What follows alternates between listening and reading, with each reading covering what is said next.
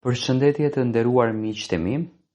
ja ku po takohemi sonte sërish së bashku me mua Tiron Alilin për të komentuar pak ngjarjet që po trondisin shtëpinë e Big Brotherit. Ina është shumë e stresuar, ka prishur marrëdhënien me Kesin pas një bisede që pati me Stelinën. Domethënë një bisedë e kërkuar nga vetë ana e Inës për të biseduar me Stelinën për marrëdhënien që Ina do të ndërtonte me Kesin. Ina i tha Stelinës që unë dua të bëj një diçka me Kesin, dua në fakt të lidhem, dua të krijoj një raport e ndjej të tillë, nuk isha gati kur hyra në shtëpi, nuk e kisha këtë mendimin, por tani tha e ndjej që e dua Kesin dhe dua të krijoj një raport me të.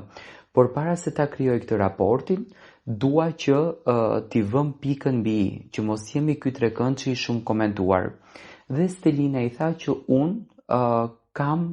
akoma gjërat pa mbaruar me Kesin dhe Kesi akoma nuk është sqaruar me mua. Tani, Ina nga super inteligjenca si ka, nga super mendja që ka, do të thënë përdori situatën edhe filloi që të luan viktimën. Gjasmi është mërzitur shumë, Gjasmi nuk dëshiron më të ketë asnjë gjë me Kesin, që ta nxjerrën sa më shumë Kesin nga vetja dhe Kesi të bën gabime. Unë e kam thënë gjithmonë, Kesi është djalë shumë i sinqert, është djalë shumë i vërtet, nuk e di, unë nuk e shoh të gabushëm, por e shoh një njeri që është aq i vërtet sa që domethënë i thot ndjenja të hapur, ka një ego shumë të theksuar se nuk dëshiron shumë domethënë t'i përgjërohet një femrës edhe pse shpirtërisht e do shumë, por thjesht fakti domethënë është natyrë që plasën shpejt dhe mënyra që plasën shpejt Kesi e ndikon atë në lojë. Ai gjatë kohës kur po bisedonte me Inën dhe kur po ndërhyjnte produksioni që Ina e provokonte që nuk dua të flas, nuk dua të merrem me ty, pastaj në anën tjetër domethënë shikon Kesin me bizh të syrit se si vepron, ai tha që një fjalë që realisht nuk mund ta them, që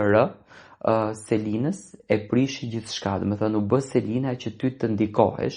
dhe nga kjo gjë ka reaguar familja e Kesit që produksioni të merr masa edhe të sjellën zarf të zi. Tani unë kam besim në produksionin e Big Brotherit, unë nuk dua që të ketë zarf të zi,